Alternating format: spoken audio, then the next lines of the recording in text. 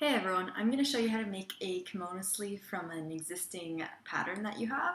So what you need is a front and a back sloper, and then you need a sleeve already. And I'm going to show you how to convert that to a kimono sleeve. So the first thing you do is you get your front and your back, and then this would be, so then you take your shoulder seams, and then this would be the neck edge, and you pivot them like that, and then you lay your sleeve underneath, and you kind of overlap the sleeve into your shoulder seam, and then you kind of arrange it so that the sleeve is sort of equidistant from the bottom of the armhole. I'll insert a picture to show what I mean. This side here is my front, and this side is my back. I'm going to insert clearer pictures. So what I've done is so this is the neck edge. So I've joined the neck edge together right here, just pivoted it like that, and I spread them apart. And the way I spread it apart is so when you have the sleeve arranged and traced here, it's kind of sort of like an equidistance from the bottom of the armhole, and then eventually I'm just going to curve and connect it like that, so that you get your kimono sleeve like that. So it's pretty straightforward. Don't overthink it, so your sleeve is going to overlap a little bit. I'm going to insert a picture of what it will look like when it's laid out, and you'll see it kind of looks awkward, but you just kind of have to fiddle with it until it looks like it's going to work out correctly. Okay, so to finish off your kimono sleeve, okay, so you can see that's what it looks like, right? And then these pages here, these are the original kind of sleeve. And now what you do is you take, so this is the bottom of your armhole right here. This is the bottom of your armhole. That's where your armpit would be. So you take a point like 2 inches down the side seam, and then you curve using a French curve. You curve to connect to your sleeve, and you do that on the other side. And then in the center here, where your front and back bodice piece connect at the shoulder seam, you draw a line from this point to midway of your sleeve width, and you just draw that, and that'll be your new shoulder seam. And this gap here is because when you make kimono sleeves, you have to like give a little more space on top of your shoulder so that you can move, because it's not a set-in sleeve. So that's why you get that. And then you add your seam allowances afterwards. So in terms of kimono sleeves, you really only have your top shoulder seam and then underneath, unless you have a gusset. So the fitting is probably going to come from either above or below. So I'm not going to do a mock-up. I'm just going to make it and then adjust it after. And then so after you cut out your pattern pieces, you want to make sure that the side seam and the top seam lengths are the same. So I'm going to do that. Okay, so I have separated my pieces. So this is my front piece that looks like that.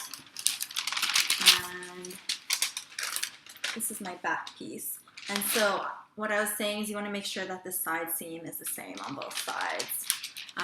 Some pattern making books that I've seen will have you, after this point, draw a line from here kind of down that way.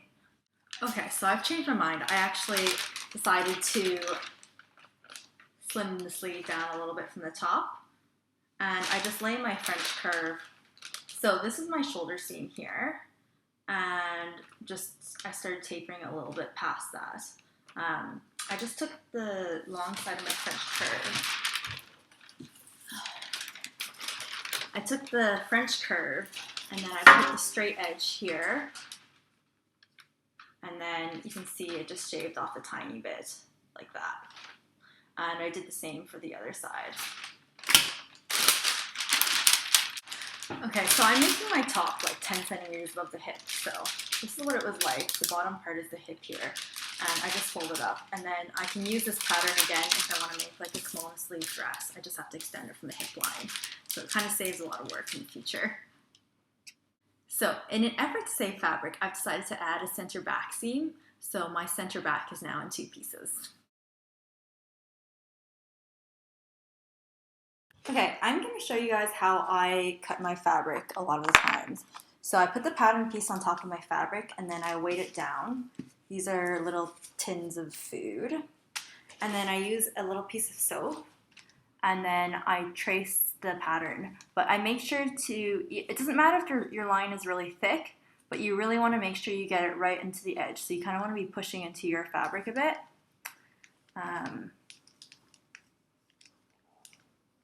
So I kind of go all the way around. Now this is my back piece, so I have to remember when I get to the center that I'm adding a 3/8 of an inch because I didn't originally add it in my pattern and it was supposed to be on the fold, but I really want to save fabric because this is a merino wool knit jersey and I had to order it from New Zealand. The reason why it doesn't really matter how thick your chalk or what have you ends up being is because you kind of end up, you cut off the lines, basically.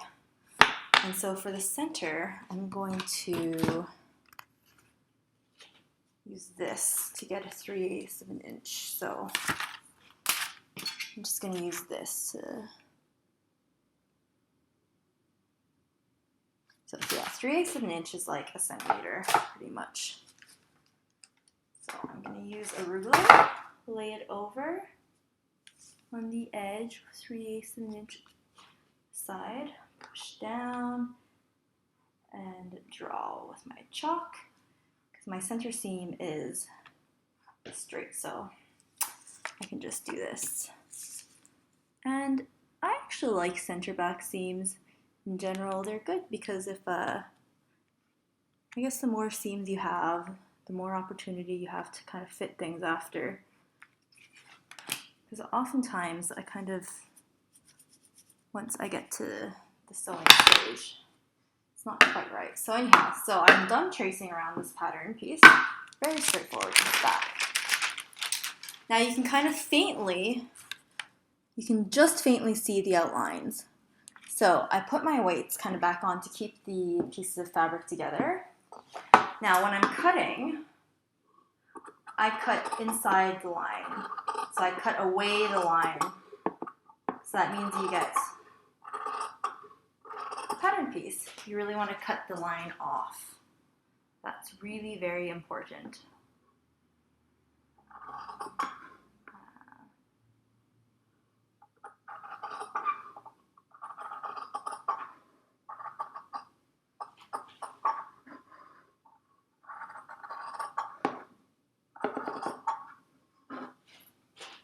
I move around a lot, and I try my best, really, to keep my fabric as flat as possible, but it can be hard. So this way, when you're cutting fabrics, you can get like a more, I guess, accurate cut. Sometimes I don't trace, and sometimes I just cut around the pattern. It depends on the fabric underneath. I do find that for jerseys, it seems to make a really big difference and it doesn't really add that much time. So you keep going.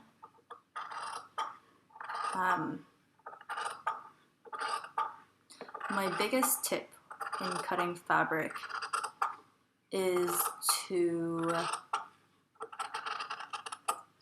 move around so that you can see what you're cutting and it matches your handedness. So I'm right-handed,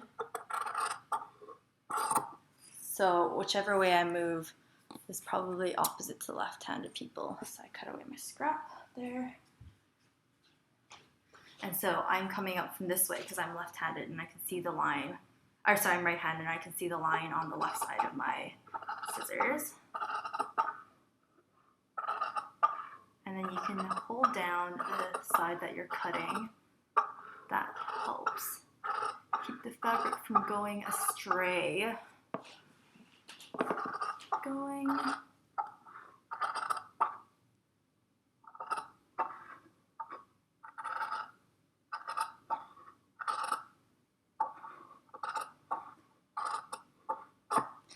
There you go. So that is my back done.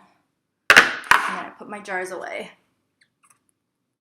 So basically you do your darts first and then you sew your front to your back. Because I have a center back seam, I'm gonna do that at the same time as sewing the front to the back. It doesn't really matter what order I do it. And then I'm gonna hem it after that. I'll probably use a zigzag stitch for all my interior seams and then a straight stitch for the hem. Okay, so I have done my seams up now, and I think I'm going to try it on to see how it fits. And then if there's, I didn't zigzag stitch yet the shoulder or the side seam. That's because I kind of want to see how everything fits. My pattern is working pretty well. I think sadly my back is a little bit too long, so I think I have to trim that down. So it's now the next day and I've finished my top. I sewed the front seams and the back seams, and then I gave everything a trim, and then I hemmed off the neckline and the sleeves and the hem, and I gave everything a really good press. I scooped out the neckline a bit more. I put the top on inside out, and I realized I didn't like the way the neckline was. So I used a piece of tailor's chalk and I kind of roughly drew out how I wanted the neckline to be, and then I used a French curve and I tidied it up a bit, and then I cut that out, and I folded the shirt in half and cut on the fold, and make sure you match the front to the back. So then after I did that, then I hemmed everything up and I finished off my top. One thing to notice about kimono sleeve top is there is a lot of bunching under the arm when your arms are down. And the reason for this, I think, is twofold. It's because what you want to be able to lift your arm right here, so it adds a little more extra fabric so you can move your arm up and down. The second reason is because you are trying to make a two-dimensional garment fit over a three-dimensional individual. So your arm, if you think about the anatomy of your arm, it's a cylinder that fits into like a hinge or a ball and socket kind of joint. So when you take flat fabric, it has to somehow curve over your arm. And when you have a set-in sleeve, it mimics the anatomy of your arm a lot better than a two-dimensional garment. So that's why you get quite a lot of bunching underneath. It's nothing to do with how you sew. One way to get rid of some of the bunching would be to start your kimono a lot further down, but then you'd end up with a kind of a bat wing type of sleeve and a really, really wide sleeve. So that's something to consider. However, one more thing I would say about kimono sleeves is I think that stylistically they're better suited to somebody with softer shoulders or smaller shoulders. And again, it's because you don't have that seam to define the shoulder. And if someone has a very square shoulder, it's just going to look like there's a little bit of something missing in this area. But either way, this is what the kimono sleeve top looks like. I'm unlikely to make it again because I've kind of decided I'm not a big fan of kimono sleeves. But this is what it looks like. It's tucked into a skirt I have on, just like that. That's the front of it. And the back is like this, just very straightforward. I love the fabric and I love the color of this top, but again, I would have preferred a set-in sleeve, but I think that's a matter of personal preference. Either way, it's a really, really easy top to make. It's just two pieces and you sew them together and that's it. And I think anyone could do it, really. So thank you very much for watching.